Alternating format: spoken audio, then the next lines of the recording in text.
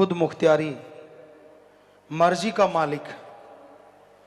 84 लाख जोनियों में जितनी भी जोनियां हैं सब की सब गुलाम हैं। सिर्फ एक जोनी को छोड़ के बाकी सब अपने किए कर्मों का फल भोगती हैं या काल चक्कर में फंस के काल के भयानक कर्मों को भोगती रहती हैं। एकमात्र जोनी ऐसी है जो काल के जाल को तोड़ सकती है। वो जोनी प्रभु ने, अल्लाह वाहिगुरु राम ने खुद बनवाई और वो जोनी है मनुष्य की जून, मानस की जून। कहते हैं जब सारी जोनियां बन गई तो रूहें वापस नहीं आई, मस्त हो गई। फिर काल ने वचन ले लिया कि जैसे ये मस्त हैं ऐसे ही रहें। तो मालिक की आवाज को ना सुना तो मालिक ने देखा, वचन तो दे दिए कि अब तो ये आत्माएं कभी काल के भंवर से आजाद होंगी ही नहीं, हमेशा के लिए फंस गई।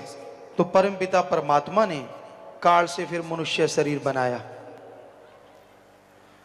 सारे देवी देवताओं ने इस शरीर को सजदा किया।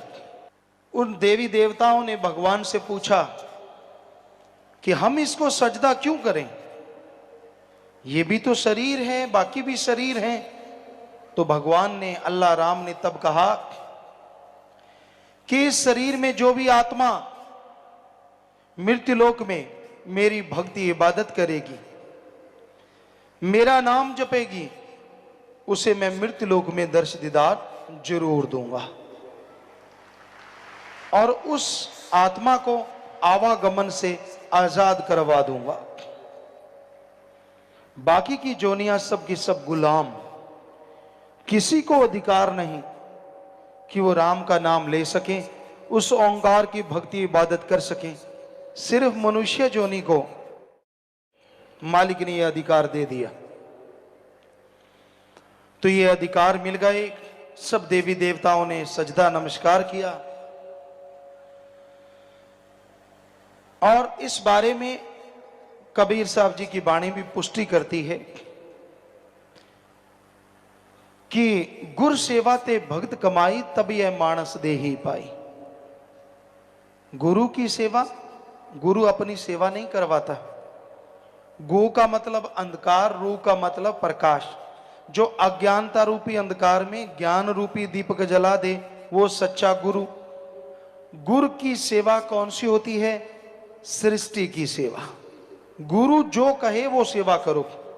प्यासे को पानी पिलाओ, भूखे को खाना खिलाओ, अंगहीन अपंग लाचार का इलाज करवाओ, तड़फते हुओं को सहारा दो, दीन दुखियों की मदद करो और सबका भला मांगो, ये गुरु कहता है।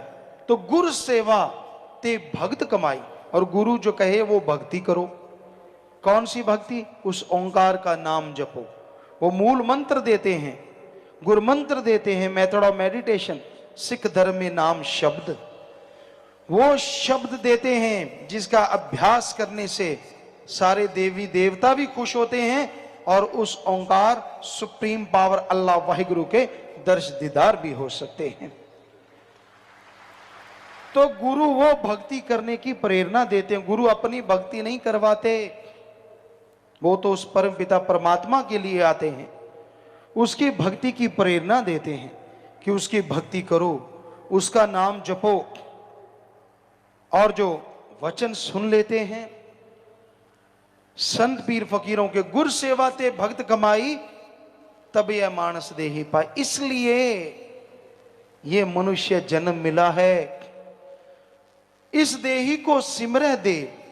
इस शरीर के लिए देवी देवता सुमरन करते हैं, क्योंकि उनको भी पता है आवागमन से अगर मुक्ति हो सकती है तो मनुष्य के शरीर में आके, चाहे कोई देवी देवता बना फिरता रहे, आवागमन से मोक्ष मुक्ति सिर्फ मनुष्य के शरीर में संभव है। ये धर्मों में, रूहानियत में बताया गया है। तो इस देही को सिमरह देव, सो देही बजहर की से, भजो गोविंद भूल मत जाहो, मानस जन्म का ही लाहो। भाई इस शरीर के लिए देवी देव सुमरन करते हैं, भक्ति करते हैं, इबादत करते हैं कि हे परमात्मा हमें भी मनुष्य शरीर दे। और हे मनुष्य तू उनको जाप करता है कि तू आके मेरे काज सवार, वो कहते हमें मनुष्य शरीर मिले। वो तो सुमरन करते हैं, तुझे तो ये शरीर मिल गया है, तो इसमें उस मालिक का नाम जपो। भजो गोविंद भूल मत जाहो। गोविंद जो दोनों जहां का मालिक है, वो ओंकार, एक ओंकार, वो अल्लाह का नूरे जलाल, वो सुप्रीम पावर, उसका नाम जपो, भूलो नहीं, वो ही मुक्ति का दाता है। भजो गोविंद भूल मत जाहो, मानस जन्म का यही लाहो। मनुष्य शरीर का सबसे बड़ा लाभ यही है कि जीते जी गम चिंता टेंशन परेशानी बीमारियों से आजादी मिल जाए और मरणोपरांत जन्म मरण से मुक्ति मिल जाए। तो ये मालिक के नाम के द्वारा संभव है, ना पैसे से, ना दिखावे से, ना ढोंग पखंड करने से, ना किसी और तरीके से मालिक खुश होता है। जब तक दिल का शीशा साफ नहीं होता उसकी तस्वीर प्रकट नहीं होती, चाहे जितना मर्जी जोर लगा लो। लोग वाह वाह कहेंगे, वाह जी वाह, वाह जी वाह, लेकिन लोगों की मान बढ़ाई सारी एक तरफ और अल्लाह वाहिगुरु राम एक तरफ। वो इन चीजों में नहीं मिलता। उसको पाने के लिए दिलो दिमाग में से बुराइयां साफ करनी होंगी, अपनी खुदी को मिटाना होगा। चाखा चाहे प्रेम रस, राखा चाहे मान, एक म्यान में दो खड़ग, देखा सुना न कान। चाखा चाहे प्रेम रस, मालिक के प्यार को पाना चाहता है, और दूसरी तरफ मान बढ़ाई वावा का भूखा है। दोनों चीजें एक म्यान में नहीं रहती। जैसे एक म्यान में दो तलवार, कबीर जी कहते ना तो देखा ना सुना, उसी तरह एक शरीर में झूठी मान बढ़ाई और अल्लाह वाहिगुरु राम का प्यार इकट्ठे नहीं रहते। यहां मालिक का प्यार है, वहां अहंकार नहीं, और यहां अहंकार है वो थोथा चना बाजे घना, वो खाली है, उसके अंदर मालिक का प्यार नहीं, वो कोरा ज्ञान सुनाने वाला है। क्योंकि जिनका हृदय साफ है, जिनके अंदर अहंकार नहीं, खुदी नहीं, उनके अंदर खुदा बसता है। यहां खुदी है, वहां से खुदा कोसों किलोमीटर दूर चला जाता है, सैकड़े किलोमीटर दूर चला जाता है। इसलिए अपने आप को पवित्र बनाओ, मालिक का नाम जपो, उसकी भक्ति इबादत करो। उसके नाम में यह शक्ति समाई है कि आपके अंदर के कचरे को साफ कर दे। जैसे जमींदार भाई हैं, कपास नरमा जो भी फसल बोते हैं, अगर सही टाइम पे संभाल करें तो फसल फलती फूलती है। सही पानी हो, खाद स्प्रे जो भी आप देते हैं, पर उसमें एक चीज और भी जरूरी है, उसमें से घास फूस निकालना भी जरूरी है। जिस जमींदार के खेत में घास फूस ज्यादा बढ़ जाता है और वो आलस करता है, आज नहीं यार कल निकालेंगे, कल नहीं यार परसों निकालेंगे, उसको ये नहीं मालूम कि जो ताकत तेरी नरमे के पौधों ने, कपास के पौधों ने लेनी है, वो तो घास फूस खींचते जा रहे हैं। कहां से फसल फलेगी, कहां से हरा गहरा हरा रंग आएगा, वो तो बेचारे पीले कुमला जाएंगे। अगर कोई सही टाइम पे घास फूस निकालता है और सही टाइम पे फसल की कीड़ों से, बीमारियों से रोकथाम करता है, तो फसल भी कई गुना वफा करती है। उसी तरह आपके शरीर को भी जरूरत है अंदर से घास फूस निकालने की। आपके शरीर में काम वासना, क्रोध, लोभ, मोह, अहंकार, मन माया रूपी घास फूस बढ़ता ही जा रहा है। ये बीमारियां आपकी आत्मा को चौं तरफ से घेरे बैठी हैं। आलस ना करो यार, कल करूंगा, परसों करूंगा। आपकी आत्मा को निचोड़ के रख देंगी ये बीमारियां। इसलिए संभाल करनी है। अंदर का ये घास फूस बीमारियां निकालने के लिए एकमात्र स्प्रे, एकमात्र उपाय राम नाम की दवा का छिड़काव है। जीभा से राम नाम जपो, ख्यालों से राम नाम जपो, ये सारी बीमारियां खत्म हो जाएंगी और आपकी आत्मा महक उठेगी और मालिक के दर्श दीदार से अंदर बाहर से माला माल होते जाओ। समय पे संभाल जरूरी है। जब समय चला जाता है, पीछे पश्चाताप करने से कुछ हासिल नहीं होता। आयु बीती जात है, हरि से क्यों ना हेत। समय बीत रहा है, जो सेकंड, जो मिनट, जो घंटा, दिन, महीना, साल आपकी जिंदगी का गुजर गया, समझो आप छोटे हो गए, आप मौत के और नजदीक हो गए। तो ये समय गुजर रहा है, पर आप मालिक से प्रीत करना ही नहीं चाहते। रसों कसों में फंसे हुए हो, कोई काम वासना में। काम वासना मतलब विषय विकार, सारा दिन सेक्सुअल रिलेशन का कीड़ा दिमाग को काटता रहता है। और आदमी ना माँ देखता है, ना बहन, ना बेटी, ना बाप, ना दादी, ना पोता, ना कोई रिश्ता इस कलयुग में बचा है तो अच्छे संस्कार की वजह से, वरना खत्म होता जा रहा है। काम वासना की आंधी ऐसी चढ़ी हुई है प्यारी साध संगत जी, बड़े बड़े त्यागी, बड़े बड़े तपस्वी भी इसमें उलझे हुए हैं। बुरा हाल है, कुदरत के असूल के उल्ट चल रहे हैं और दिनों दिन परिवार और खुद यूं होते जा रहे हैं। अंदर से, बाहर से मांस के लोथड़े हैं तो क्या हुआ, बेचैनियां हैं अंदर।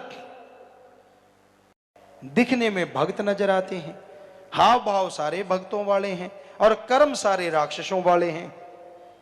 कहां से घर परिवार में बाधा हो, कहां से खुद को भगवान के नूरी स्वरूप तो दूर, साधारण स्वरूप के भी दर्शन हो, कहां से। तो ये बीमारी भी हमारे समाज को खोखला कर रही है। काम वासना की आंधी है ये। पशुओं से इंसान इतना गिर गया है। पशु भी तब विषय विकार में पड़ते हैं जब उन्होंने बच्चा औलाद लेना होता है, कुदरत के नियम को पूरा करना होता है। पर आदमी पशु से गिर गया है, इसको कोई लेना देना नहीं इन चीजों से। तो भाई ये एक बीमारी महाबीमारी बनती जा रही है। कहीं भी देख लो, किधर भी देख लो, इस बीमारी से जब हम निगाह घुमाते हैं, कोई कोई बचा नजर आता है, वो भी जिसके अच्छे संस्कार हैं, सतगुरु अल्लाह मालिक से बेहद प्यार है। अदरवाइज तक कमरा बंद कर करके सतगुरु के वचनों की धज्जियां उड़ाते हुए ऐसे कर्म करते नजर आते हैं और पल पल उनको भोगना होगा। अगर वो ना चेते, अगर वो ना जागे तो फिर ऐसे चिल्लाएंगे कि दुनिया जागेगी, उनको पता चलेगा ये बीमारी के घर हैं। तो भाई ये चल रहा है। दूसरा मीडिया, इंटरनेट वगैरह है, और लगाया तो वो गया अच्छे के लिए, बच्चों की अच्छी शिक्षा हो, अच्छी पढ़ाई हो, बच्चे उससे नॉलेज लें, बहुत अच्छी बात है, कोई उसमें गलत नहीं है ये चीजें। अगर ये तो स्वस्थ है, बच्चे तो बेचारे ये स्वस्थता उठा रहे हैं, लेकिन उनके जो हेड हैं वो इससे दुरुपयोग में लगे हुए हैं। दिन रात गलत कार्य उसको लगा हुआ है, उसमें सब कुछ गलत चलता है, बुरा चलता है, और उसको देख देख के दिन रात बुराइयों में डूबे हैं। दिन रात अपनी बेड़ी पे बट्टे नहीं डाल रहे, अपनी बेड़ी को फाड़ रहे हैं कि जल्दी से डूब जाए, ज्यादा टाइम क्यों लग रहा है। ये भी एक बीमारी है जो फैलती जा रही है, बढ़ती जा रही है, जो आदमी के दिमाग को मालिक की तरफ नहीं लगने देती बल्कि गलत तरफ। और फिर जब कर्मों की मार पड़ती है फिर चिल्लाते हैं ऐसा क्यों हो रहा है। क्या बताएं, किस किस को कहें। हमाम में सब नंगे हैं। हमाम कहते हैं स्नान घर को, और उसमें कोई कपड़े पाके तो नहाता नहीं। एक आधा कोई बुद्धू होगा जो कपड़े समेत नहा लेता होगा, वरना तो कपड़े उतारने ही पड़ते हैं। तो हमाम में सब नंगे हैं, समझदार को इशारा काफी है। काम वासना से कोई बिरला ही बचा है, सब डंगे हुए हैं। सुमरण करे, मालिक पे दृढ़ विश्वास रखे तो बचाव हो जाए तो हो जाए भाई, वरना तो हम उस मालिक और सतगुरु के अलावा मानते नहीं कोई इससे बच जाए। बुरा हाल है समाज का। फिर है क्रोध। क्रोध कहते थे फलां का गुस्सा नाक पे है, पर आज तो गुस्सा मुंह पे ही आ गया है। इतना दूर भी नहीं है, सीधा ही है। किसी को छेड़ के देखो, सीधा करंट मारता है। किसी को कुछ कहा ना हो तो भी आ बैल मुझे मार। भाई तू कौन, मैं खाम खा? तुझे कुछ कहा नहीं कहा, तुझे बुरा बोला नहीं बोला, पर लोग इसलिए जलते हैं तूने अच्छा क्यों बोला। आग लगी पड़ी है, आग। किसी धर्म में बता दो निंदा करो, किसी को बुरा कहो लिखा हो तो हम सत्संग करना छोड़ देंगे। और बताओ क्या कहें? बड़े बड़े धर्म के नुमाइंदे आए हमारे सामने, हम पूछते हैं उनसे किसने सिखाया है आपको किसी की निंदा करनी, किसी को बुरा कहना? कहां, किस ग्रंथ में लिखा है? बनते फिरते हैं धर्म के ठेकेदार नुमाइंदे। अपने आप को सुधार लो, इतना ही काफी है। आज समाज में इतना बुरा हाल है, दूसरों की बुराइयां बिना वजह। अरे मालिक की तलवार ऐसी गिरेगी, वो चल जाएगी, पीछे आवाज ही आवाज छोड़ जाएगी। डरो उसकी तलवार से। कोई अच्छा करता है, अच्छा बोलता है, अच्छा कहता है, अच्छे कर्म करवाता है, आपको चिलूणे क्यों लड़ते हैं? क्या बीमारी है आपको? कर्म अच्छे करने तो खुद करो, दूसरे को करने से मत रोको। ये कलयुग, ये घड़ा पापों से भरता जा रहा है, खास करके ऐसे लोगों का ही जो दूसरों की निंदा करते हैं, क्योंकि किसी धर्म में लिखा ही नहीं है। गुरु सहवानों के पवित्र गुरवाणी में तो, क्योंकि हमने पढ़ी है पूरी की पूरी, बहुत बार पढ़ी है, इतने पेज भरे हैं पर निंदा के पाप के कि पढ़ पढ़ के आदमी सोचे यार इसको पढ़ के निंदा कर ही नहीं सकता आदमी। पढ़ के देखो, निंदा भली किसी की नाही, मनमुख मुग्ध करन, मुंह काले तिन निंदका, नरके को और पवन। मनमुख वो गुरु का तो है ही नहीं। गुरु सहवानों की वाणी कह रही है उसके ऊपर गुरु की तो कोई कृपा है ही नहीं जो निंदा करता है। मनमुख है वो, मनमुख। मुग्ध महामूर्ख है। मुग्ध का मतलब मूर्ख, महामूर्ख। मनमुख मुग्ध करन, मुंह काले तिन निंदका, नरके को और पवन। या तो कह दो गुरुओं की वाणी झूठी है, जो कि हो नहीं सकता, क्योंकि उनका तो एक एक अक्षर सच था, सच है और सच ही रहेगा। तो फिर क्यों यहां भी नरक पैदा कर रहे हो और आगे भी नरक पैदा कर रहे हो? दोनों जहान में मुंह काला होगा तो होगा ही होगा 100%। सिर्फ क्रोध में आके, सिर्फ किसी की कठपुतली बनके, किसी की उंगलियों के इशारे पे नाचने वाले दूसरों की निंदा किया करते हैं। खुद का दिमाग काम में नहीं करते, पशु बनके। जब और हमने ऋषि मुनि हिंदू धर्म में पढ़ा, हर धर्म में पढ़ा, हर धर्म में मना है पर निंदा महापाप, पर निंदा महापाप, पर निंदा महापाप। तो किसी का बुरा नहीं कहना चाहिए प्यारी सा संगजियो। अपनी अंदर की बुराइयां साफ करनी चाहिए। अंदर की बुराइयां साफ करने में टाइम लगा दो, वही बड़ी बात है। किसी की बुराइयां गाते हो, वो बुराइयां आपके अंदर आ जाती हैं। इसलिए किसी दूसरे को देख के जला भुना ना करो, ऐसे क्रोध ना किया करो। फिर है लोभ लालच। ये लोभ लालच ही तो सब कुछ करवाता है। लोभ है सर्व पाप का बाप। यहां लोभ लालच आ गया, बाकी के पाप अपने आप जुड़ते चले जाते हैं, अपने आप बनते चले जाते हैं। तो लोभ लालच बुरी बला है। इससे बेटा बाप को मारता है, भाई भाई में दुश्मनी पैदा हो जाती है। वो भाई जिनकी रगों में एक जैसा खून, एक ही मां बाप का साया, एक दूसरे के लिए छोटे होते जान कुर्बान करने को तैयार। जैसे माया रानी आई, जैसे लोभ लालच ने अपना जाल फैलाया, पल में भूल गए कि कैसा भाई और कैसा नाता, एक दूसरे के खून के प्यासे हो गए। तो ऐसा है ये लोभ लालच, और ये लोभ लालच ही निंदा करवा रहा है। लोग बिक रहे हैं, बिकाऊ माल।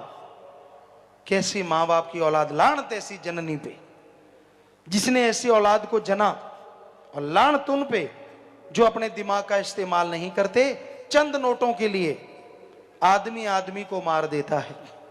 हमने आपको बात सुनाई, पहले भी कई बार सुनाई है, कि एक गांव के मुखिया थे। सच्ची बात है ये 100%। गांव के मुखिया, जिसे सरपंच कहें, प्रधान कहें, पुराने टाइम की बात है, काफी पहले की। तो अच्छा पैसा था, गुंडागर्दी बढ़ने लगी। वो बेचारा बड़ा नेक, बड़ा समझदार था। तो लेकिन लोग जलने वाले बहुत होते हैं। तो वो फसल बेचने गया, गुंडागर्दी करने वाले नशेड़ी लोगों ने प्लान बना लिया कि जब ये वापस आएगा तो इससे पैसे छीन लेंगे। अब नशा करने लगे, नशा करते रहे। जब तक वो आया, उसने क्या किया, तो अपना एक थैला ले लिया सरपंच प्रधान ने। पैदल रास्ता था 4-5 किलोमीटर। वो उतरा और पैदल चल पड़ा। थोड़ा सा शाम हो आई तो वो रास्ते में गुंडे लोग बैठे ही थे। लेकिन उस आदमी को, सरपंच को, मजाक करने की आदत थी। कहते हैं ना, हद से ज्यादा कोई चीज अच्छी नहीं होती। ना ज्यादा धूप, ना ज्यादा मेघला, ना बरसात अच्छी ज्यादा, ना धूप ज्यादा अच्छी। मौसम बढ़िया रहे तो अच्छा है। कोई भी चीज ज्यादा अच्छी नहीं। तो वो मजाक बहुत करता था, ये उसकी सबसे बड़ी कमी थी। तो गुंडों ने उसका रास्ता रोक लिया, थैला लिया, हाथ में थैला था, भरा हुआ था। कहने लगे इसमें क्या है? कहने लगा इसमें है तरमाल। तरमाल, तरमाल मतलब वो तरकारी लेके आया था, सब्जी। अब तरमाल का पंजाबी में उत्तर बनता भी काफी काफी काफी कुछ है। तरमाल, तरावट ज्यादा है। वो गुंडों ने फिर पूछा क्या है? कहता तरमाल। छीनने लगे, कहता ना ना मैं नहीं देता। तो उन्होंने झट से गोली मार दी, मर गया। निकाल के देखा तो 2-5 रुपए की सब्जी, कुछ भी नहीं, क्योंकि उसने पैसा अपने बैंक में, अपनी दुकान पे जमा करवा दिया था। बताओ आदमी की कीमत कितनी हुई? चंद तरकारी। अरे मारने वालों, जो आप किसी से रुपए लेके किसी आदमी को मारते हो, चंद नोटों के लिए हम आपको करोड़ों रुपए देते हैं। उस मरे हुए को जिंदा कर दो और करोड़ों रुपए ले लो। कर सकते हो जिंदा? अगर नहीं तो मारने का हक तुझे किसने दिया? मारा रखा आप है। आप भगवान के हाथ में है ये हक, अपने हाथ में ना लो, वरना जिंदगी भर खुद मरोगे। सारी औलाद, आने वाली गुजरी हुई पीढ़ियां नरकों में, दोजख में भयानक सजा तड़पती रहेंगी। इसलिए गुलाम ना बनो। भगवान ने आपको आजादी दी है, किसी के गुलाम बन के जिंदगी क्यों गुजारते हो? तो फिर है मोह ममता। ये मोह ममता भी बड़ी बुरी बला है। मोह ममता में जो अंधे हो जाते हैं, उन्हें अपनों के अलावा कोई नजर नहीं आता। पहले कहते धृतराष्ट्र मशहूर था, अकल से भी अंधा, आंखों से भी अंधा, और दुर्योधन को जहर बना दिया उसने, सारी कुल खत्म कर ली। आज कोई धृतराष्ट्र दिखता नहीं, क्योंकि आज ये देखने वाली बात है धृतराष्ट्र कौन नहीं है, सारे ही धृतराष्ट्र बने हुए हैं। कोई मालिक का प्यारा ही बचा है। हर किसी को अपनी औलाद, हर किसी को अपना परिवार, दूसरा तो कोई नजर ही नहीं आता। महा बीमारी लगी हुई है मोह ममता की। बच्चों के लिए कमाना, पैसा बनाना, इकट्ठा करना, ये कोई गलत कार्य नहीं है। ये तो आपका फर्ज है, कर्तव्य है। पर धर्मों में लिखा, हिंदू धर्म में कड़ा परिश्रम करके खाओ, सिख धर्म में दसा नवांदी किरत करो, इस्लाम धर्म में हक हलाल की रोजी रोटी खाओ, इंग्लिश फकीर हार्ड वर्क करके खाओ। खाओ जितना मर्जी कमाओ, पर किसी के मुंह का निवाला छीन के खाओगे तो वो हरी रस अमृत नहीं, जहर का काम करेगा, धीमे जहर का। ठगी, बेईमानी, भ्रष्टाचार, दूसरे का हक मार के खाना, ये मोह ममता के भी कारण लोग कर रहे हैं, अपनों के लिए बनाने के लिए। तो ये गलत है, महापाप है। फिर है अहंकार, किसी को ऊंचे धर्म का, किसी को ऊंची जात का, किसी को राज पहुंच का, किसी को धन दौलत का, किसी को जमीन जायदाद का, किसी को अपनी औलाद का। और अहंकार को मार पड़ती थी, पड़ती है और पड़ती ही रहेगी। 1 लख पूत 1.25 लख नाती, तै रावण घर दिया न बाती। रावण से बढ़ के कोई अमीर नहीं, रावण से बढ़ के कोई साइंटिस्ट नहीं, वैज्ञानिक नहीं, क्योंकि उसके कंधे पे परमाणु हमेशा टंगा रहता था। रावण से बढ़ के कोई धर्मों का विद्वान नहीं, 4 वेदों का टीकाकार पंडित था। हर राजनीतिज्ञ नहीं, सारे शास्त्र उसने पढ़ डाले थे, जुबानी याद थे। उससे बड़ा धनवान नहीं, उसके नौकरों के कमरे भी गोल्ड सोने के बने हुए थे। सो उसने अहंकार किया और उसका बुरा हाल हो गया। तो भाई ये 5 काम वासना, क्रोध, लोभ, मोह, अहंकार बुरी तरह से इंसान को बर्बाद कर रहे हैं। ऊपर से मन माया इनके मुखिया हैं, हेड हैं, इनके सरदार हैं, जो बुरी तरह से जीव को भरमाते हैं। चंद नोटों के लिए आदमी को जो मर्जी बुला लो, चंद नोटों के लिए आदमी से जो मर्जी करवा लो। नकली मां बाप मिल जाएंगे, नकली रिश्ते मिल जाएंगे, पर सच्चा प्यार अल्लाह वाहिगुरु राम का भक्ति इबादत के बिना बाजार से खरीदा नहीं जा सकता। अगर अंदर भावना होगी, अंदर वैराग्य होगा, तो वाहिगुरु राम की कृपा होगी। कपड़े पहनने से या शरीर को हार श्रृंगार लगाने से भगवान मिलता तो बैली शैली कब के भगवान को खरीद के ले जाते। ये बाहरी ढोंग ढकोसले से नहीं मिलता। जब तक अंदर का छल कपट नहीं छोड़ते, मालिक के दर्शन नहीं हो सकते। चाहे जितना मर्जी दिखावा कर लो, भावना शुद्ध हो, मन चंगा कठौती में गंगा। रविदास जी ने चमड़ा भिगोने वाले उस जो पत्थर की चीज थी उसमें से गंगा बहा दी थी पूरी की पूरी। राजा को कहा था सोने के कड़े निकाल ले जितने निकालने, मन चंगा कठौती में गंगा। कहने का मतलब अगर आपका अंदर साफ है, राम नाम आप लेने वाले हैं, तो घर परिवार में रहते मालिक के दर्शन कर सकते हैं, जंगल उजाड़ों में जाने की जरूरत नहीं पड़ती। और अगर मन गंदा है, यहां मर्जी घूमते रहो, मालिक नहीं मिलने वाला। हाँ शौक है, आप कर सकते हो, बड़े कपड़े लत्ते पहन के ये वो ये फूं फा ये कर सकते हो, क्योंकि ये कलयुग है, इसमें इससे हवा मिलती है। पर जो वाहिगुरु राम अल्लाह ईश्वर को पा लेते हैं, उनके अंदर अहंकार नहीं होता, उनके अंदर शूफ है नहीं होती। वो तो क्या कहते हैं श्री गुरु नानक देव जी महाराज के, जो इतनी बड़ी पदवी के मालिक हुए, उन्होंने कहा है, क्या कहा है, कोई आखे पूतना कोई कहे बेताला। गुरु जी कह रहे हैं कि हमें लोग क्या कहते हैं, कोई आखे पूतना कोई कहे बेताला, कोई आखे आदमी नानक बेचारा। कहते कोई हमें कहता है आदमी है, कोई कहता नहीं यार ये तो भूत है, बेताल है, पानी पे चल पड़ता है, ये तो पल में ऐसे कर देता है, यहां मर्जी प्रकट हो जाता है, ये तो हाथ से पहाड़ रोक देता है। पर गुरुजी क्या कहते, कोई आके आदमी नानक बेचारा, कि भाई हम तो उस मालिक के अदने से दास हैं। गुरुजी कहते इतने बड़े महापुरुष, ये है सच्चे संत, सच्चे मालिक के नुमाइंदे की निशानी। यहां कोई अहंकार या कोई ऐसी चीज नहीं होती, ये होते हैं मालिक के प्यारे, वो संत, वो पैगंबर।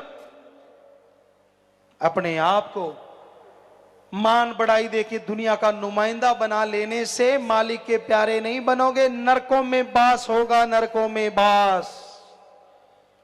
क्योंकि गऊ को आटा दिखा के उसका घात करवाने के समान है धर्म का नाम लेके लोगों को लूटना लोगों को गुमराह करना और उनको धर्मों के उल्ट रास्ते पे लेके जाना। धर्म नहीं सिखाते।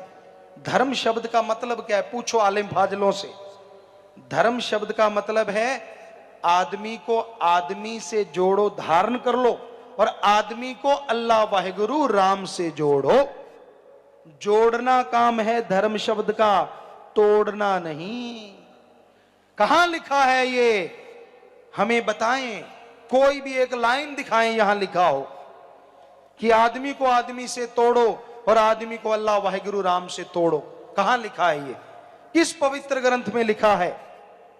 सो भाई, ये कलयुग है, ये मन रूपी ग्रंथों में लिखा हुआ है। अपने मन की बनाई चीजों के पीछे गुमराह हैं ऐसे लोग। तो यही बेपरवाह जी फरमाते हैं कि तुझे खुद मुख्तियारी मिली जैसी, किसी और जून को ना मिली ऐसी। ऐसा सोचने का हक किसी को और मिला ही नहीं। अब जो जी चाहे कर ले, तेरी मर्जी। चाहे शैतान का बाप बन जा भाई बुरे कर्म करके, पर संत नहीं चाहेंगे कि तू ऐसा बन। संत कहते हैं इंसान से भगवान बन जा, उसकी भक्ति इबादत कर, और जब सुप्रीम पावर के दर्शन करेगा तो उसी का रूप बन जाएगा, अंदर सुरूर, चेहरे पे नूर आएगा। भजन के आखिर में आया, पुण्य पाप जो जीव करता है फल नरक स्वर्ग में भरता है। कभी जन्म लिया कभी मरता है, बचे काल से जो नाम सिमरता है। जैसे कर्म करते हो वैसा फल भोगना पड़ता है। जैसा बीज बोओगे वैसा काटोगे जरूर। बबुल का पेड़ अगर बोओगे उस पे आम नहीं लगेंगे, लंबी लंबी सूढ़ लगेगी। अगर पाप कर्म करते हो तो ये हो नहीं सकता कि आने वाले टाइम में आपको बेहद खुशियां या रूहानी नज़ारे मिलेंगे। पाप कर्म का फल तो भोगना ही पड़ेगा। सत्संग सुनते हो, आत्मा को फल मिलता जाता है, लेकिन अमल करते हो तो जीते जी खुशियों से लबरेज हो सकते हो। सुन के अमल करना जरूरी है। नाम जपो, बुरे कर्म छोड़ दो। यहां कहते हैं कि ये कर्म बुरा है, आपने सुन लिया, सत्संग सुन के फिर से बुरे कर्म करना, वो तो महापाप है। कैसे बचोगे उस पाप से? सो पाप बुरा कर्म करने में ही होता है। कर्म से ही पाप बनते हैं। सोच विचार अगर बुरा आता है, सुमन कर लो, अमल ना करो, उन विचारों से आप बच जाएंगे, उनका पाप नहीं लगेगा। पर जब बुरे कर्म करने लग जाते हो, वो फल भोगना पड़ता है। सो बुरा कर्म नहीं करना चाहिए। सोच पे तो कंट्रोल करना, जल्दी से काबू आना मुश्किल है। चलते चलते आदमी बैठा कहीं और होता है, देख कुछ और होता है, और अंदर मामला कुछ और ही चल रहा होता है।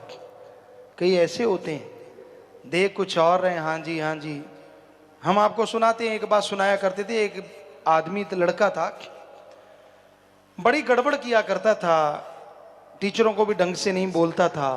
तो एक बार कोई टीचर बीमार हो गए, हम लोग गए, सबने पूछा, वो 5-7 दिन के बाद वापस आए या 15 दिन के बाद वापस आए। सर जी ठीक है, आप गुरुजी ठीक हैं, तब बोला करते थे जो भी।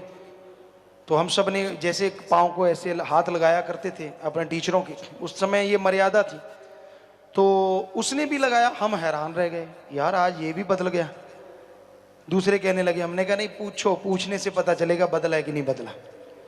वो मजाकिया सा था, क्योंकि गंदे मजाक करना भी कईयों की आदत होती है। वो समझते हम पता नहीं क्या है, लोग उनको जोकर समझते हैं।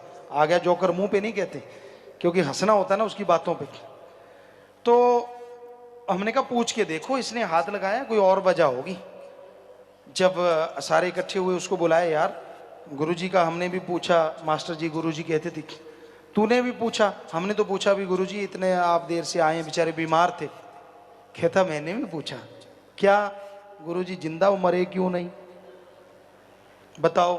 लगा पैरों के हाथ रहा है ऐसे, और अंदर कहता मैं सोच रहा हूं गुरुजी फिर आ गए, मरे क्यों नहीं? बताओ। तो यहां पता नहीं है कौन कैसे लोग होते हैं। कुछ दिखते कुछ और हैं, बोलते कुछ और हैं, चेहरे पे नकाब ऐसा लगता है भक्त जी अभी अभी टपके हैं, ऐसा तो कोई शुद्ध भक्ति नहीं है। और अंदर इतना विष भरा होता है, इतना जहर भरा होता है उनके पाप कर्मों का, कहने सुनने से परे। तो जैसे सांप के विष के दांत निकल जाते हैं, जोगी अच्छा जानकार हो वो निकाल देता है, उसी तरह ये आपके पाप कर्मों का जो विष है, ये तो अल्लाह वाहिगुरु राम ही एक जोगी है, उसके नाम से ये विष निकल सकता है।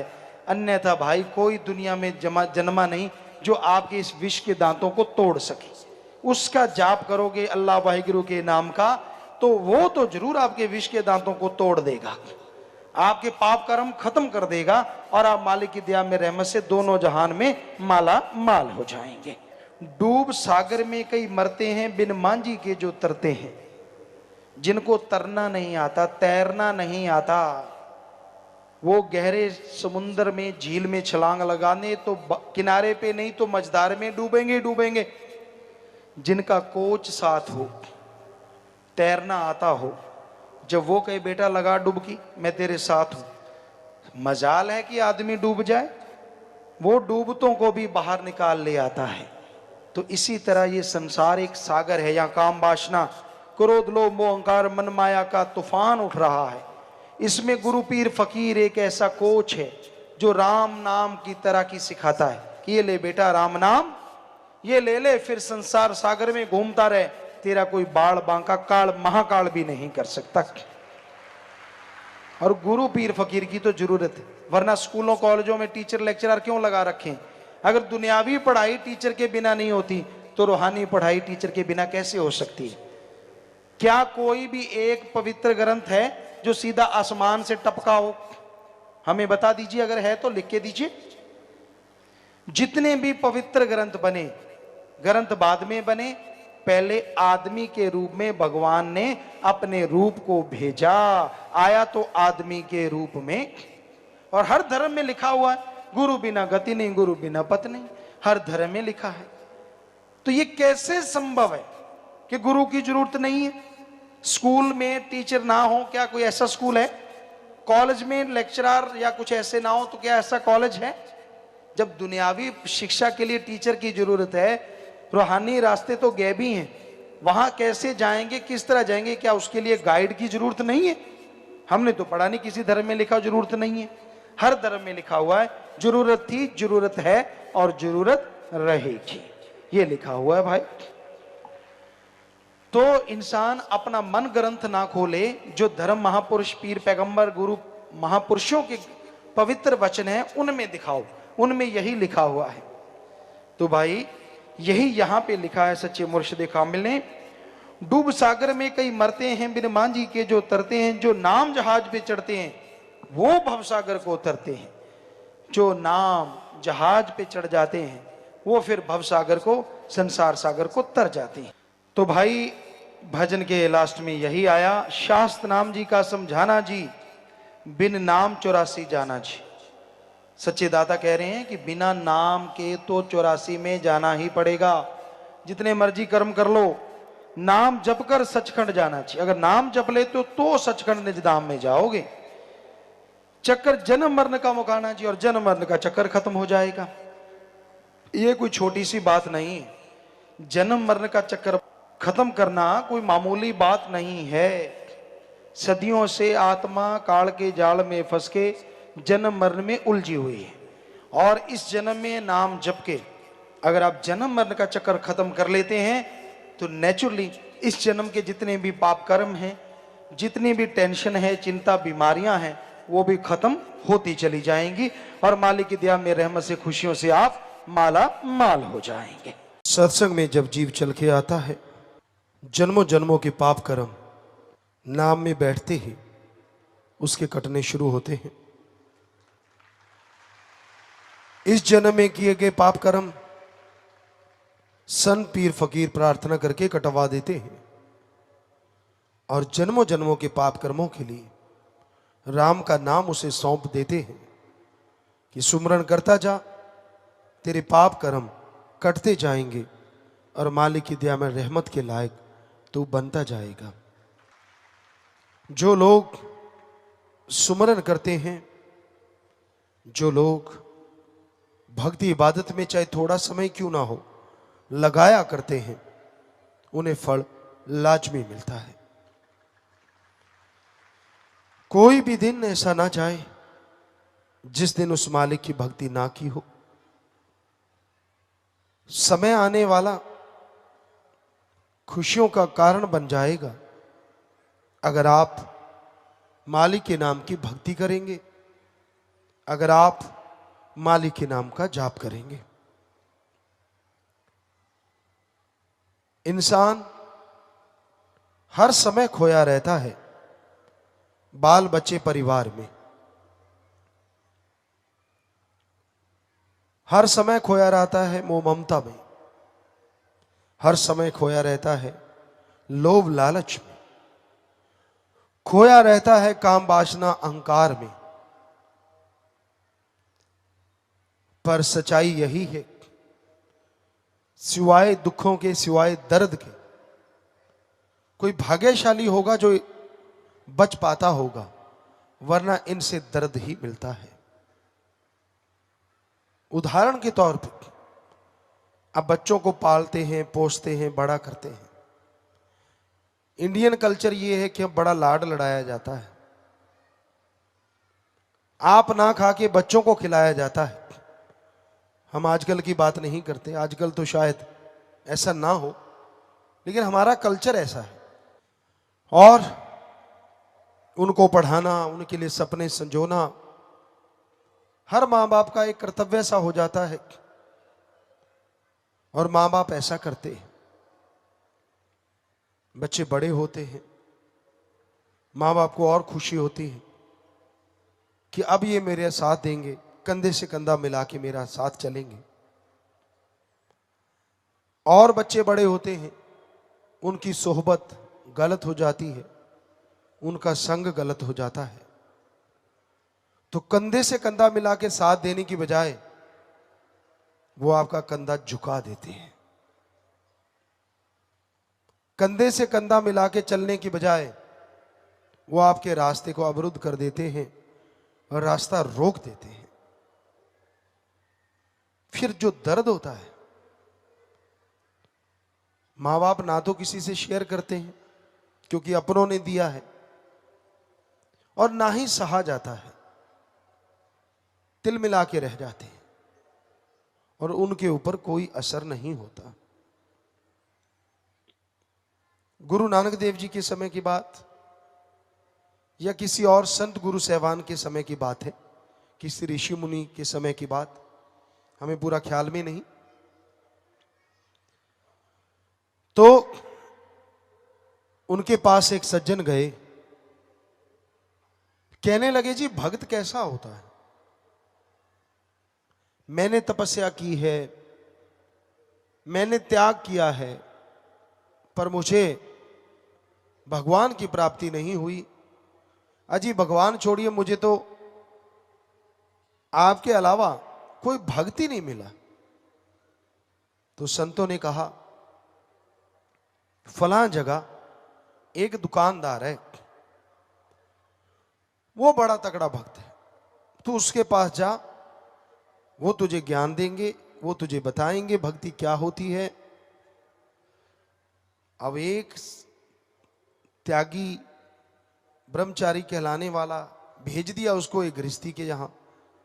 वैसी आग लग गई कि यार मैं बड़ा कि वो बड़ा, पर संतों ने कहा है तो इसका मतलब कोई तो बात है। पर अंदर गुस्सा कि मैं तो त्यागी तपस्वी हूं और मुझे कहा जा रहा है कि गृहस्थी के पास जाओ अगर भक्ति सीखनी है तो वो सज्जन वहां गया। उसने सोचा पहले इसका पता करवाता हूं, गांव वालों से पूछा, औरों से पूछा, पूरा उसका बायोडाटा ले लिया। उसके पास गया, कहने लगा जी मुझे गुरुजी ने भेजा है, संतों ने भेजा है, आप बहुत अच्छे भक्त हैं उनके। उसने हाथ जोड़े, जी कौन सा अच्छा भक्त, उनकी कृपा है इसलिए भक्त हूं, मेरे में कुछ भी नहीं है कि मैं भक्त कहलाऊं, पर उनकी रहमत इतनी है कि मैं भक्त बन गया। यह बात सुन के उसे कुछ तो लगा कि यार इसमें अहंकार तो है ही नहीं, मैं फटने वाला हूं अहंकार से। पर उसने फिर पूछा कि आपके बच्चे कितने हैं? कहने लगा जी एक ही बच्चा है। अब वो त्यागी जो था ब्रह्मचारी जो था वो गुस्से हो गया, लाल पीला हो गया। कहता आप झूठ बोलते हो? क्या लगा नहीं? कहता मैं अभी पूछ के आया हूं, आपके तो 4 बच्चे हैं। तो शाहूकार हंसने लगा, कहने लगा इसीलिए आप भक्त नहीं बन पाए। ब्रह्मचारी को और गुस्सा आ गया, यार मुझे कह रहा है ये। कहता झूठ तुम बोलते हो और मुझे कहते हो भक्त नहीं बन पाए। कहता फिर बैठ, चाय पानी पी, बताता हूं तुझे। बताने लगा, बच्चे तो 4 हैं, लेकिन मैं उन्हें बच्चे नहीं मानता। 2 मेरे बच्चे हैं, वो ठगी मारते हैं, बिजनेस करते हैं, बेईमानी करते हैं, लोगों का खून चूसते हैं। मैं सिखाता हूं, मेरे गुरुजी ने सिखाया है कि हक हलाल की करके खाओ, पर वो ठगी, बेईमानी, भ्रष्टाचार, राम नाम की परवाह नहीं करते। तो कहता एक और है आपका। कहता वो सारी बुरी आदतें, उसमें नशा वो करता है, वेश्यावृत्ति वो करता है, बुरे कामों में वो जाता है। तो कहता फिर एक जो और है जिसको आप कहते हो मेरा बेटा है। कहता वो मेरे वाली दुकान पे बैठता है, हक हलाल की खाता है। सुबह मैं सुमरन पे बैठता हूं, मेरे से पहले उठ के मुझे भी उठाता है और खुद भी सुमरन पे बैठता है। 10वां, 10वां, 15वां हिस्सा हम लोग निकालते हैं, वो दीन दुखियों की मदद में खुद जाके लगा के आता है। जितने गुरुजी ने बताए वचन हैं 100% उन पे अमल करता है। तो हे ब्रह्मचारी जी, मेरी निगाह में तो मेरा यही बेटा मेरा बेटा है, जो रूहानियत में मेरा साथ देता है, जो मेरा नाम रोशन कर रहा है, जो मेरे साथ चल रहा है। जन्म देना पड़ता है क्योंकि भगवान का हुक्म होता है। लोग एक एक बच्चे के लिए तड़फते रहते हैं, पर भगवान का हुक्म होता है तो बच्चे तो पैदा होते हैं, लेकिन सारे बच्चे खुद के नहीं होते। बस वही बच्चा अपना होता है जो रूहानियत में साथ देता है। यही 100% सच था, सच है और सच रहेगा। कड़वा बहुत है, तो यही हकीकत है आज के दौर की। भाइयों बहनों, यही सच है आज का कि जो आपका साथ दें मां बाप, जो आपका साथ दें बेटा बेटी, वही आपके अपने हैं। बाकी तो बस गुजरे हुए सपने हैं। पता नहीं कब वो सपना लिया और कब वो गुजर गया। इसलिए हम तो एक ही बात जानते हैं, हद से ज्यादा प्यार ना करो। वो कहते हैं हद से ज्यादा बोलना और हद से ज्यादा चुप या चूप अच्छा नहीं होता। ना हद से ज्यादा बोलना, ना हद से ज्यादा चुप, ना हद से ज्यादा मेघला और ना हद से ज्यादा धूप। कोई भी चीज हद से ज्यादा जो होती है वो खतरनाक ही होती है। बच्चे आपने पैदा किए गधों के भी होते हैं। इतने लंपट ना हो जाओ, इतने मोहित ना हो जाओ कि जब वो आंखें दिखाएं तो आपको दर्द हो। पहले से ही सोच लो कि हां मेरा कर्तव्य है, मैंने प्यार करना है, लेकिन अपना पेट काट के उनको प्यार मत करो। खुद के लिए भी करो, बच्चों को भी करके दो। ये मतलब नहीं है कि सब कुछ उनको सौंप दो। हम तो एक ही बात जानते हैं और जो प्रैक्टिकली हमने देखी है, अगर आपके पास सब कुछ है तो आपके पांव के हाथ लगाएंगे आपके बच्चे, और आपके पास कुछ नहीं है तो ऐसा कलयुग है, कोई आपका मुंह नहीं देखेगा, कोई आपको बात नहीं करेगा। इसलिए जमीन जायदाद अपने नाम रखो, हिस्सा देते रहो। ये नहीं कहते कि बच्चों को तंग करो, उनका जो हिस्सा बनता है। पर संतुष्ट कोई नहीं होता, चाहे करोड़ों बांट दो, उसने कहना यही होता है कि मुझे कुछ नहीं दिया, मुझे कुछ नहीं दिया, मुझे कुछ नहीं दिया। लाखों बांट दो, हजारों बांट दो, कभी नहीं कहेगा कि मेरे को बहुत कुछ मिला, बल्कि रोते रोते लोगों को यही कहेगा मुझे तो कुछ नहीं दिया, मुझे तो कुछ नहीं दिया। ऐसा हमने अजमाया है। तो ऐसे बच्चे जो होते हैं ना, और उस भक्त ने फिर आगे दिखाया था, ख्याल में आया हमें जब वो ब्रह्मचारी ने कहा कि ऐसा मेरे को तो कुछ लगता नहीं, तो उसने दिखाया कि ये मेरे दुश्मन पैदा हुए हैं, और उसको दिखाया कि पिछले जन्म में इन्होंने मेरे साथ, मैंने कुछ नहीं किया था लेकिन शायद मेरा कोई लेना देना रह गया होगा, ये मेरे से ऋण उतारने आए हैं। तो कई बार कोख में पड़ के लोग बदला भी ले लेते हैं, ऐसा भी होता है। पर 100 पंजाबी में कहावत कहते, 100 हथ रस्सा ते सिरे ते गंढ। माँ बाप वही अच्छे हैं जो अच्छाई में साथ दें, और बच्चा वही अच्छा है जो सच्चाई में साथ रहे। वरना भाई जन्म देना पड़ता है, जन्म लोग देते हैं, ईश्वर की वो मर्जी होती है, पर सारे अच्छे हों, सारे लायक हों, ऐसा होता नहीं। हम तो गुरु हैं, हमने देखा है 6 करोड़ लोगों को, उनकी जिंदगी बचाते देखा राम को, अल्लाह वाहिगुरु गॉड को। उनके कर्मों में चीजें नहीं होती, वो उनको मिलती देखा। उनके मौत जैसे कर्मों को कंकर में बदलते देखा। लेकिन सब कुछ हो हवा के, वो वहीं पहुंच जाते हैं कि हमें तो कुछ किया ही नहीं, हमें तो राम ने कुछ दिया ही नहीं। तो ऐसे शिष्य, ऐसी औलाद होने से ना होनी भला, लेकिन वो ईश्वर की मर्जी होती है। जैसे आपको पहले बताया, औलाद हो तो जाती है, लेकिन कोई किसी रूप में पैदा होता है, कोई किसी रूप में। सतगुरु वचन तो कर देते हैं, लेकिन आगे पात्र अगर ना संभाले तो वचन वापस हो जाते हैं। एक बच्चे को मिलने को दिल करता है, आपको सच्ची बात बताते, 6 करोड़ लोग हैं आप, हमारे बेटे बेटियां, उसको मिलने को बड़ा दिल करता है जो राम नाम की बात पूछता है, जो राम का सवाल पूछता है, जो भक्ति इबादत की बात पूछता है, जो हंस के बात करता है। उसको कहीं ना कहीं चलते फिरते बात करने को दिल करता है, पर उसका तो कैसे बात करें जिसको लाख बार ये पता चल चुका है कि अगर बीमार हो तो बीमारी का प्रसाद लो, सुमन करके दवाई लो, अपने हॉस्पिटल से ले लो, बाहर से फायदा नहीं, आधा घंटा सुमन करके दवाई लो, मालिक रहमत करेगा। पर वो आके फिर पूछता मैं बीमार हूं क्या करूं। जिसने हजारों बार हमने ये वचन सुने हो, उसके बाद भी वो पूछे तो क्या उससे बात करने को दिल करे? फिर भी करता है। फिर भी फकीर हैं हम, फिर भी उसको कह देते हैं बेटा, यही बात दोहरा देते हैं, पर असर नहीं होता। असर तो उसको होता है जिसने एक बार सुन लिया और पल्ले बांध लिया कि इस बात का ये जवाब मुझे मिल चुका है, सारी जिंदगी मैं इसी को मानूंगा। और सतगुरु यूं यूं उसके काम संवारता है, यूं चुटकी में। सो इस भरम में मत रह जाना कि आप पता नहीं क्या बन गए।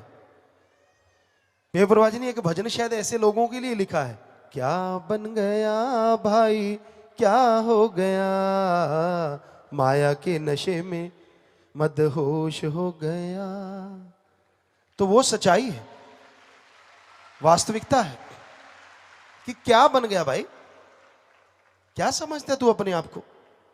अरे राम चाहे एक निगाह मारे तो राख को कोहिनूर में बदल दे। वो वाहिगुरु, वो राम, वो गॉड, वो खुदा, और तू चंद नोट लगा के ये सोचता है कि मैंने पता नहीं क्या कर दिया। भक्ति सच्ची कौन सी होती है?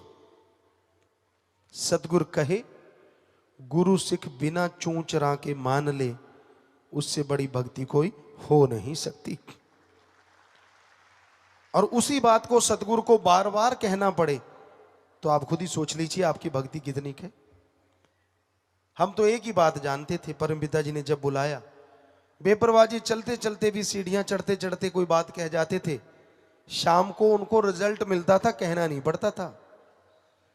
कोई बात कह जाते थे, हम उनको कहा करते थे बेपरवाह जी आपने ये बात कही थी, पर वो इतनी पूरी हो गई, इतनी रह गई। और आजकल के बच्चे, उनको तो ये भी याद नहीं रहता कि सतगुरु ने हमें कोई आदेश भी दिया था, हमें कोई बात भी कही थी कि कुछ करने वाला है, हम फिर से उनको याद करवाएं।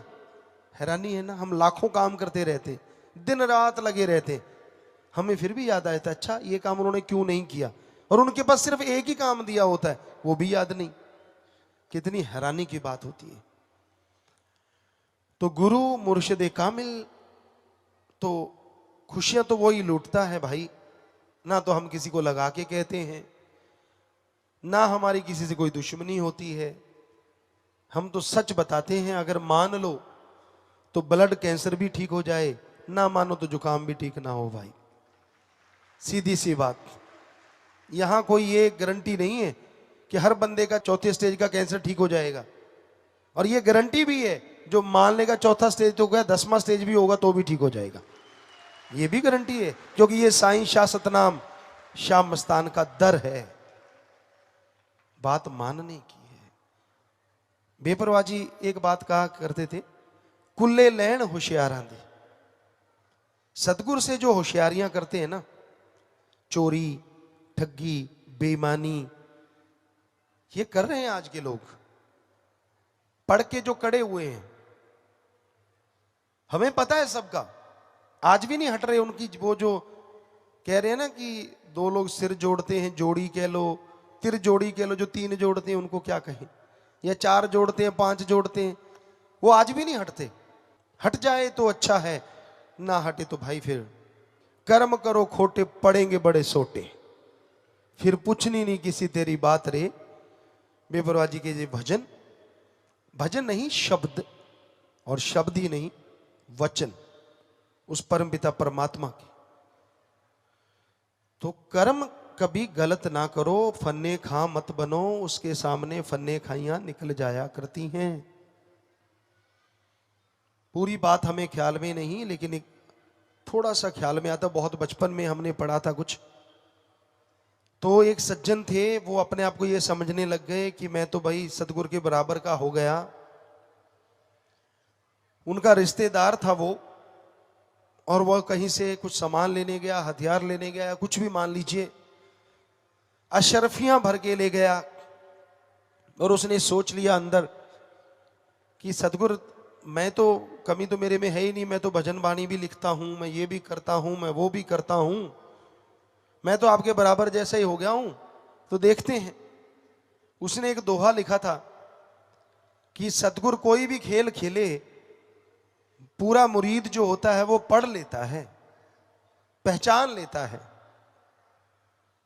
तो गुरुजी कहते ठीक है भाई, ये क्या लिखा है? कहते जी सच लिखा मैंने। कहते ठीक है, संतों ने कहा जाओ। तो वो बिजनेस करने गए, या हथियार या जो भी उस समय की मांग थी, अशरफियों की 2 खच्चर भर के ले गए। सौदा हो गया। अब वो अशरफियां देनी थी, सामान लेना था। तो उसने देखा कि चलो अशरफियां उतरवा लेता हूं। उसने जैसे अशरफियां नीचे उतारी तो टूटे हुए मटके की वो टीकरियां थी, अशरफियां खत्म हो गई। सोने की अशरफियां नहीं, वो फूटे हुए मटके उसने अपने हाथों से भरी थी। आके देखी भी थी टेंट में कि हाँ भाई सोना है, अशरफियां हैं। लेकिन जब उतार के अगले सौदे के पैसे देने थे 2 घंटे बाद, तो जब उल्टाया तो उसमें फूटे हुए मटके के वो पीस थे। तंबू फाड़ के भाग गया। गुरु जी के चरणों में गिरा।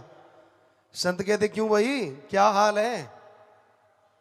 कहता जी, अगर गुरु खेल रचावे, शिष्य की क्या औकात जो उसे समझ पावे। तो उसी के मुंह से कहलवा दिया। तो सतगुरु तो इतने डाढ़े होते हैं भाई, वो राम तो, वो अल्लाह मालिक तो, पर कईयों को ये हो जाता है, भ्रम हो जाता है कि यार मेरा कौन सा पता चला है, मैं जो कर रहा हूं उसका तो पता ही नहीं है। वो इस भ्रम में पाप करते जाते हैं, पाप करते जाते हैं, और जब उनकी बॉडी पे आता है, जब उन्हें भोगना पड़ता है, तब चिल्लाते हैं यार ये क्यों हो गया मेरा। आसपास वाले लोग भी देखते हैं यार ये तो भगत था। अब अंदर का तो मालिक को पता ना कि क्या ये अशरफियां उठा रहा था या ठीकरियां बना रहा था। तो वो तो सतगुरु जानता है ना। तो इसलिए क्यों आप सतगुरु को अजमाते हो, क्यों अल्लाह वाहिगुरु राम से परीक्षा लेते हो? उसको परीक्षा दे नहीं पाओगे, लेनी तो बहुत दूर की बात।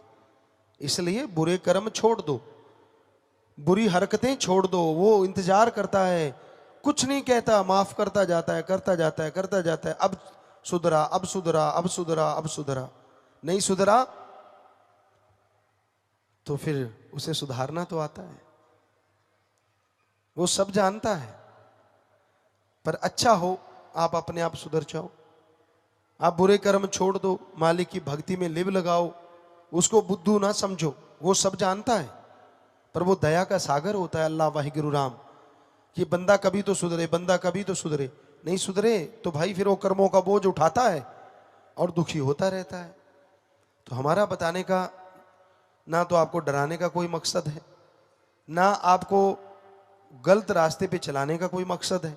हमारा मकसद सिर्फ एक ही है कि सतगुरु के जो मुरीद हैं वो अंदर बाहर से हमेशा माला माल होते रहें, खुशियों से लवरेज होते रहें। ऐसे कर्म ना करें जिसकी वजह से उन्हें दुख भोगने पड़े, और ऐसे कर्म करें जिनकी वजह से उनके दुख पहाड़ से राई बन जाएं और वो खुशियों से माला माल हो जाएं।